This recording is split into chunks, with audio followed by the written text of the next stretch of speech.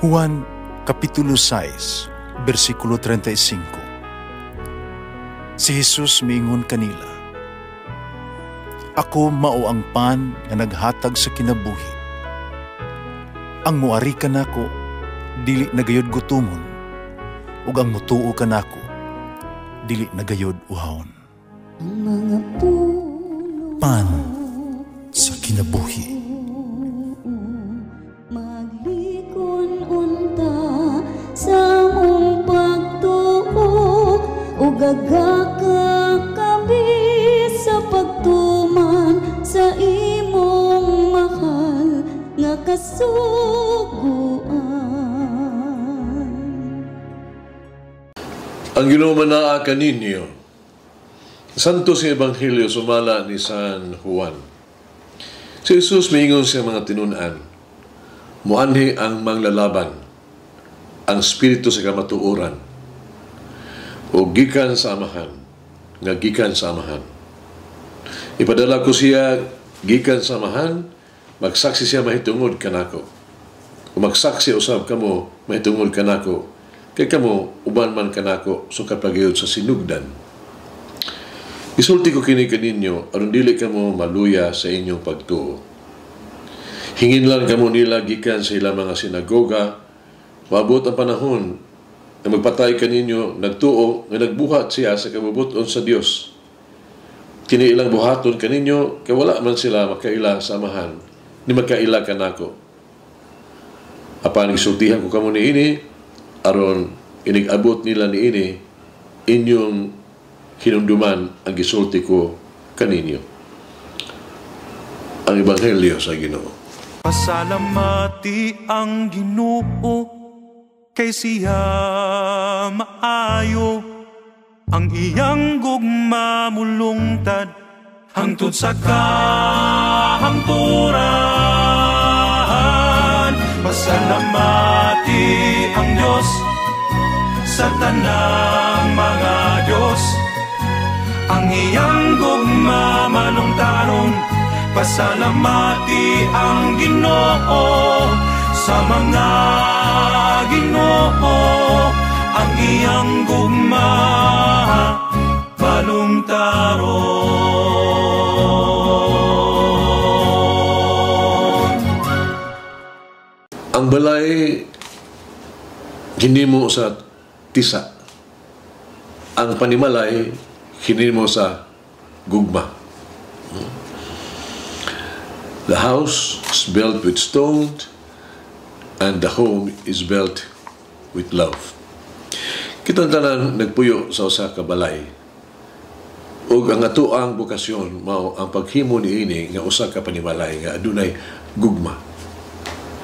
Ang tibuok pamilya sa usa ka babae nganlan og Lydia, gibautismuhan ni siya ni San Pablo. Sa baylo, gibitar niya si San Pablo ug ang iyang mga kauban sa iyang balay. Ang bautismo naghimo kaniya nga usa ka puloy-anan sa balaang espiritu, ang espiritu sa Dios nun gugma.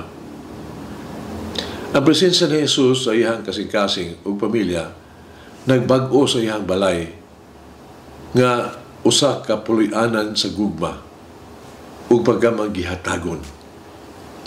Di sama ni San Pablo o sa pamilya ni Lydia, ang mga kaatbang ni Jesus wala diha kanila ang gahom sa gugma. Si Jesus naghatag og tambag sa iyang mga tinunan bahin sa kung unsay gitagana alang kanila, ang bili sa pagkahimong iyang mga sumusunod. Iyang ipasabot ang duha ka prominenteng rason sa mga pagluto sa kalisdanan nga ilang nasugatan samtang nagmantala sa mga maayong balita sa gugma sa Dios.